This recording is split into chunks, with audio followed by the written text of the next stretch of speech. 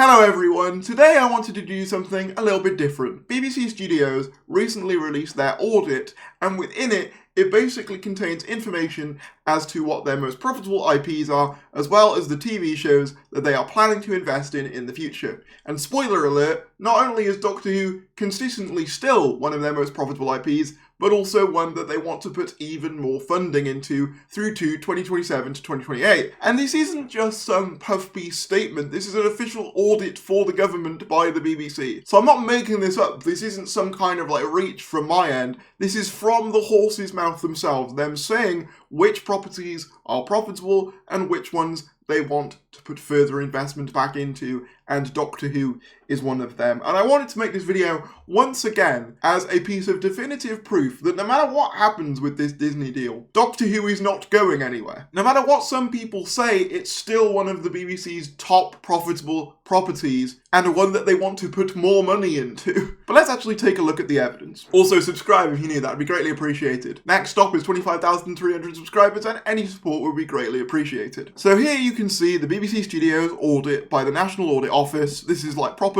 government audit, and it basically goes through growth of the BBC over the last few years. As you can see, in the years between 2023 and 2024, it made 1.8 billion in income generated and 202 million in profit, and that's BBC Studios itself, not Doctor Who specifically. But of course, the main thing we want to talk about is Doctor Who. So the first thing that it's important to note is that BBC Studios' business model comprises of two main things: the content studio and its global media and streaming. So the content studio is the thing that makes and sells the program. So this is what Doctor Who falls into alongside EastEnders and Dancing with the Stars. The global media and streaming is basically its streaming arm. So that includes things like UK TV, BritBox International, and also its website, bbc.com. So what we're mainly going to be focusing on is the content studio here. So one of the key parts of this document that struck me was BBC Studios' future plans, where they basically say that they want to double in size from 2021 to 2022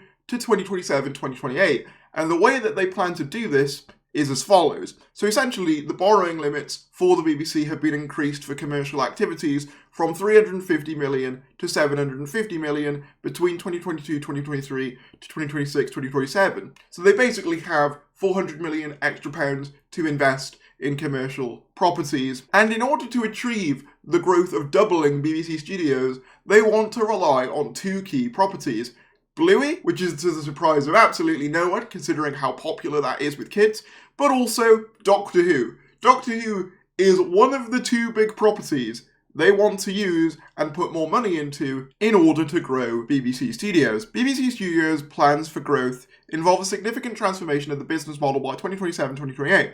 This includes a large share of income and profits from digital and streaming services, the production of more content for non-BBC third parties, and exploiting existing key brands such as Doctor Who and Bluey. So there you have it. One of the main ways they are going to achieve growth is by putting more investment into successful properties such as Bluey and Doctor Who. Now pray tell, if Doctor Who was on the verge of collapse, why one of their key strategies for growth would be put more money into it. And what makes Doctor Who an even more appealing prospect for the BBC, even when compared to Bluey, and why Doctor Who is listed in front of Bluey in all of these documents, is because Bluey has a somewhat complicated sort of ownership arrangement when compared to Doctor Who.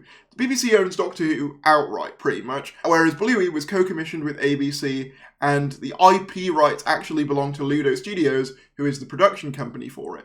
Whereas Doctor Who is solely a BBC joint. And again, they say one of their key methods of business at the moment is a focus on exploiting already successful brands such as Doctor Who and Bluey, where it owns the IP or has the distribution rights. So again, I will repeat, there are two key shows the BBC are marking as drivers of future growth: Bluey, Doctor Who. Those are the two. And if you want even more proof of this, here is a chart showing BBC's most profitable programs by intellectual property IP ownership in 2023-2024. So for context, for what all the different colours mean, BBC Group IP is older IPs that were made before the creation of BBC Studios in 2016. BBC Studios IPs are more recent IPs, which is the blue one, and then third-party IPs are ones made by other people, but distributed via the BBC, I think. And those ones are blanked out for commercial sensitivity. But the 6 key IPs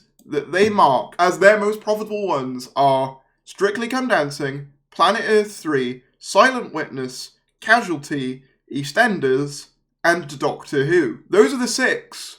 And Doctor Who is one of those 6. It's not going anywhere. The rest of the document is largely just reiterations of things we've already said, but here are the key takeaways. Doctor Who is one of the 6 most profitable IPs BBC owns outright, and one of the 2 key properties it wants to invest more in order to fuel future growth via using a new injection of capital. So I want you to understand, when people talk about Doctor Who being cancelled or the BBC dropping it, it's not going to happen until the day arrives where they can't make a killing off of the show and its associated merchandise and various different deals for streaming rights, which it's done throughout its life, not only on Disney Plus, but also HBO, also BBC America, all these other partners that it's had.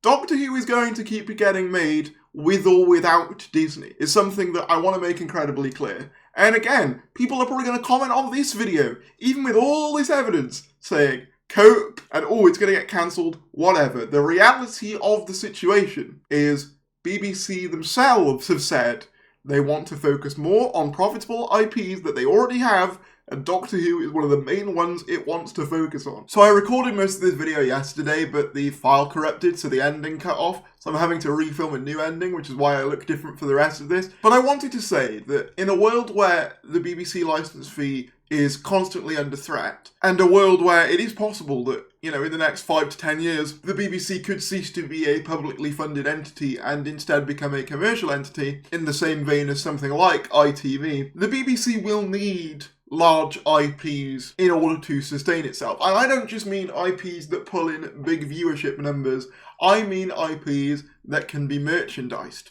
can be licensed, and all of the rest of it. And Doctor Who is one of the few that the BBC can actually license. People will say, oh, but things like, I don't know, Call the Midwife got more views on Christmas this year. But you can't make Call the Midwife action figures. You can't make Call the Midwife collection box sets. You can't make Call the Midwife Build-A-Bears. IP is one of the most valuable assets a media company can have. Why do you think Disney spent so much on acquiring Star Wars and acquiring Marvel? It's all a race to obtain the most IP. And Doctor Who is one of the most valuable IPs, if not the most valuable IP that they have.